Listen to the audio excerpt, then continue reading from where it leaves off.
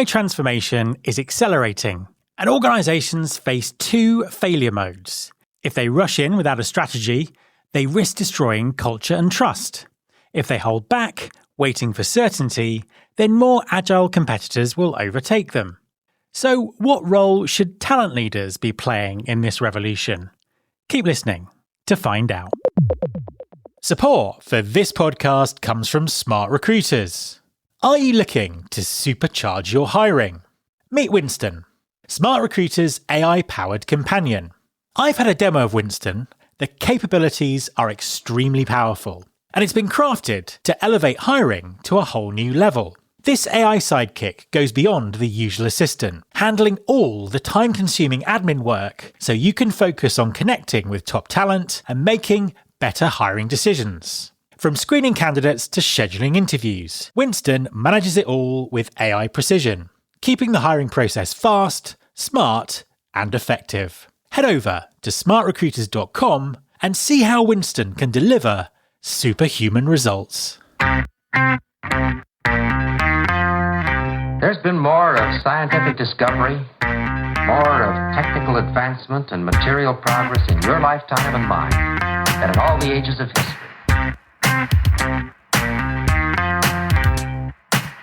Hi there, welcome to episode 772 of Recruiting Future with me, Matt Alder. AI transformation is accelerating, and for many organizations, the biggest risk isn't the technology itself, it's getting their strategic response to it wrong. Rush in without a framework, and you can destroy culture, trust, and capability. Hold back, waiting for certainty, and more agile competitors will overtake you. Talent leaders are caught between these two failure modes with no clear playbook, and the pressure is intensifying by the week. So, what does a disciplined, structured approach to navigating AI disruption actually look like in practice? And what role should talent and HR be playing? My guest this week is Jagriti Singh, a transformation leader who specialises in integrating AI-driven talent strategies with process excellent disciplines. In our conversation, she introduces a model for understanding where work sits between fully human and fully automated, and explains why the organisations that win will be those that learn to surf the wave rather than getting crushed by it. Hi Jags, and welcome to the podcast. Thank you, Matt. Delighted to be here. An absolute pleasure to have you on the show. Please could you introduce yourself and tell everyone what you do? Sure. Hi, I'm Jagriti Singh. I have spent last 20 years at the intersection of technology, process excellence, and people. In the last decade, I was based in London at the headquarters of the two FTSE 100 organizations, where I have built a track record of driving organization performance through data and discipline. My specialization is in integrating AI-driven talent strategies with Lean Six Sigma rigor to deliver sustainable results. When it comes to AI, I would say I was lucky enough to be alerted to the coming AI tsunami way before in time due to my partnership with the University of Oxford in the UK. While I was on the ground, I commissioned a huge program in partnership with the Department of Lifelong Learning from, again, prestigious Oxford University to train and educate thousands of employees globally in process excellence, design thinking, and of course, artificial intelligence, which resulted in multi-million and double-digit ROIs for the organizations. So, in terms of the current times, I have recently relocated to sunny Dubai, so no complaints in terms of weather. And I'm curious and keen to learn what's happening in the region, and at the same time to bring this strategic approach to this region. Delighted to be here today, Matt. Thank you for having me. And can't wait to share my thoughts why I feel there is an AI tsunami in HR and why I believe surfing beats drowning. Wow. Let's get into that. So I was in Dubai a few months ago and I was really kind of struck by what's going on with AI, what companies are looking at in terms of AI. So you've worked in lots of different regions. What are you sort of seeing in the market at the moment? What are the main differences between the Middle East and Europe? Get us up to speed on what's going on. Absolutely happy to share. In fact, why don't I start with an article I read from Rishi Sunak yesterday on LinkedIn. I think he captured it beautifully. He said that UAE ranks in the top 3 countries globally for AI optimism. He also made a brilliant point in the post. The race that matters isn't who builds the most powerful model. It's who adopts that technology fastest. And that's exactly why I love being here. And this is what I get to witness here every day. When I was in the other part of the world, I still felt there was a lot of debates or skepticism about the risks associated with AI, some of them like job loss, data privacy, controls. While this region in the GCC or specifically in the UAE, I see they look at it as a growth enabler. They look at it as an opportunity. But in my view, we need both mindsets. The UAE enthusiasm pair with the rigorous change management of the best practices in the Europe. In the last decade, when I was in London, I got to learn how to bridge this gap while you harness the creative energy and also look at AI tools to make it more pragmatic and practical solutions for the organization. I completely agree with you. I think that kind of speed and momentum, but with the rigor and some of the regulation and all that sort of stuff, I think is just really important. There are obviously some really big implications of what's going on with AI at the moment. So what's the impact on jobs and how work gets done and how companies respond to that? What are you seeing? What are your thoughts? So I have been fortunate enough, given the roles which I have held in the past, to be invited to various talent roundtables, spending time with the senior executives, CHROs, head of talents. And then during some of the discussions, I often asked senior leaders, will your organization be naughty or nice with AI? So allow me to expand on it. In my view, when I say naughty, so that approach is an organization could look at, okay, we will replace our high-cost employees with bots and tightly monitor the humans who remain. Where perhaps a nice approach could be more like, let's free our people from repetitive work so they can actually apply their unique human skills and help the organization to grow and develop. Now, when I say choose, I'm being somewhat generous.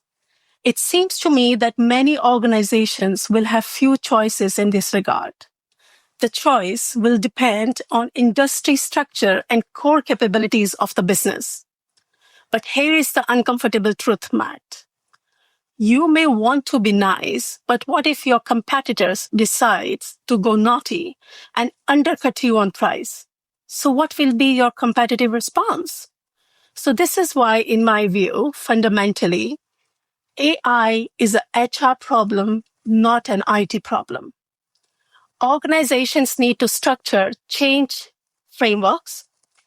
We are using Humboldt work spectrum, and I'm happy to expand on it later if you think that will benefit. And that will help the organization's transformation. Success demands full system thinking, design principles, toll gates in the processes, not just adoption of some sparky tech toys. Do you think that organizations are ready or realize what's going on, or, talent teams are prepared for this kind of shift that's already happening to a certain extent?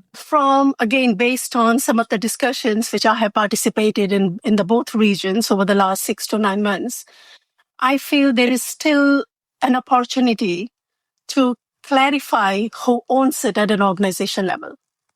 There is a little bit of still, is it the CIO? Is it the CFO, CEO? Is it the CHRO? Where in my personal view, I would say we can trust our CIOs and CTOs to deliver AI infrastructure. They have done it in the past, getting us the best infrastructure and technologies roll out. However, the critical insight from my perspective is AI, again, is not an IT problem. In fact, it's not even an HR problem. It's an HR opportunity. CHROs must take the lead in shaping the future workforce and adapting the organization with agility.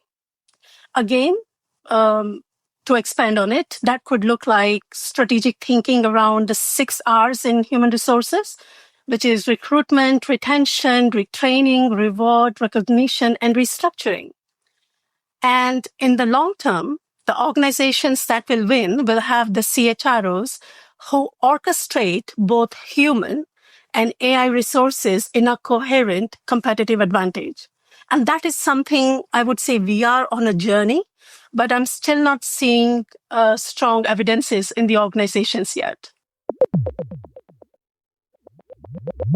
There's still this kind of skepticism that AI doesn't work properly or isn't going to do all the things that it kind of promises. But as you say, it's kind of a different way of thinking about strategic workforce planning, isn't it? That's the kind of the key aspect of it. So we have been developing and working with the Humboldt Work Spectrum tool.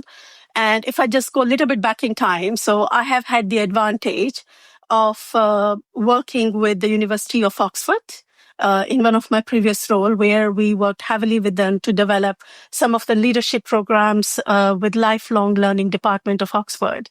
And that's where I was introduced to AI way before in time compared to some of my other peers who, I exchanged my notes with. And the relationship is so strong that we continue to exchange notes with some of the professors there.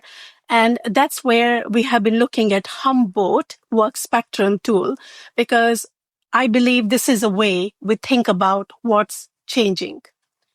So it's a 6-level model for understanding where any function, team, or process sits between fully human to fully automation. At level 1, work is entirely human. At level 2, human leads, but bots handle specific or exceptional tasks. Level 3 and 4 represents genuine Humboldt co-working, first on different tasks, then increasingly on the same tasks. And level 5, bots lead and humans intervene only when escalated or for exceptions. And level 6 is fully automation. The point is that, or the key is to remember that not every function should raise to level 6.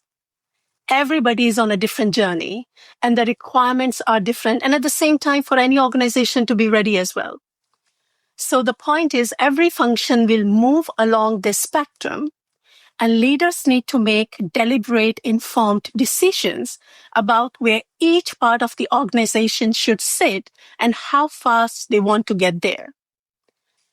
And what I have seen, again, with some of the transparent discussions, which I have been invited to, if these decisions are made in isolation, or some of the key factors have not been evaluated correctly. And some examples of those factors could be technical feasibility, cost-benefit realities, skills and training practicalities, ethical consideration, customer requirements, regulatory constraints, because that's true in many sectors where we work. So if we don't get the balance right, if we go very slow, we lose our competitive ground.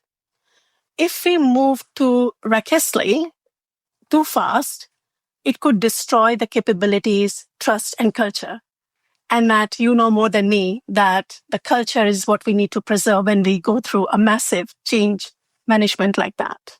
And it's quite chaotic at the moment. This disruption is going to become more chaotic. There's a really big shift happening here.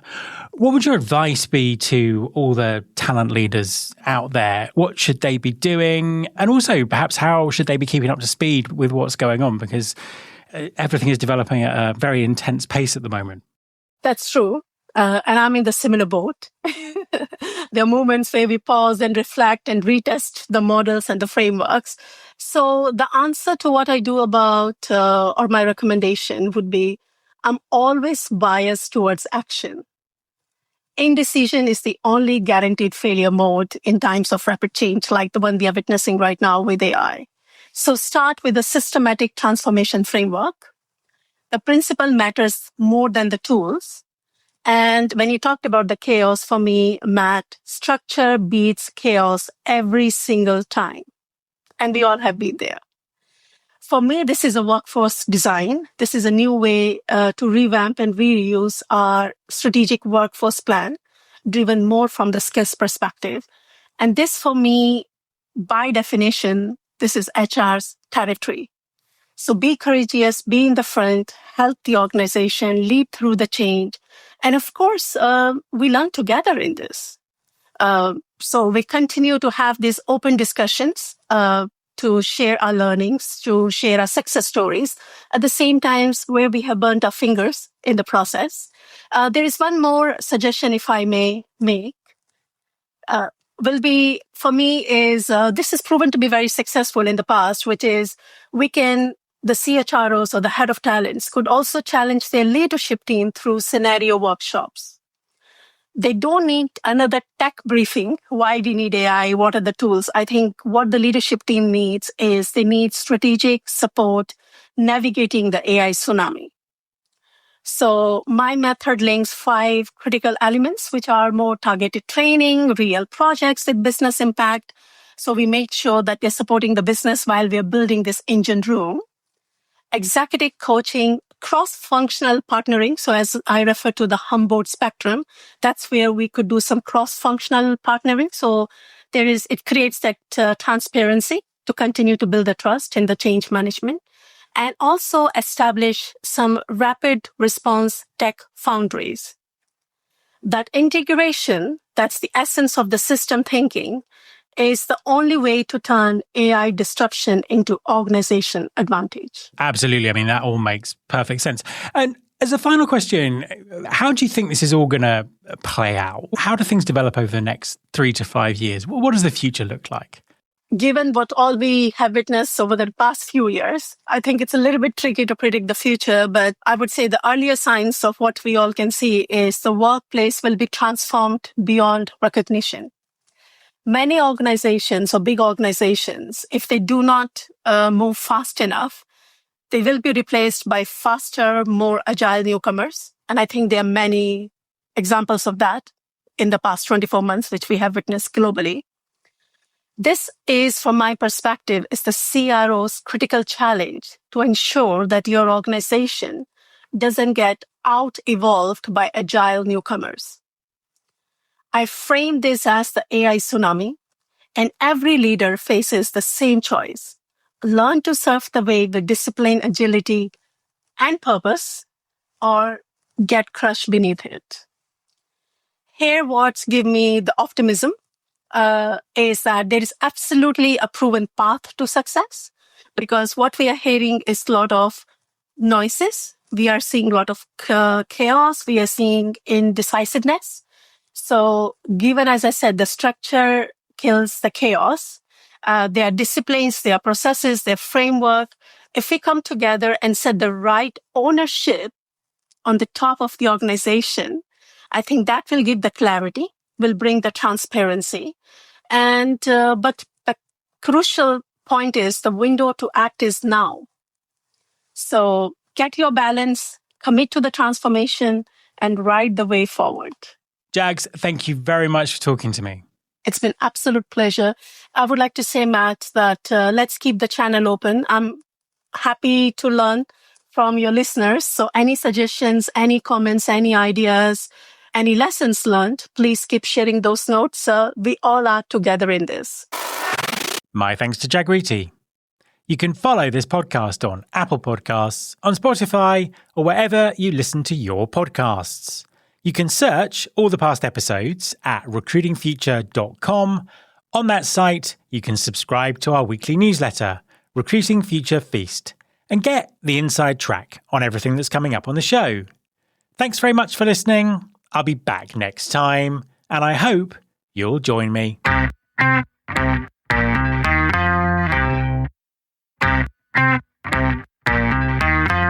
This is my show.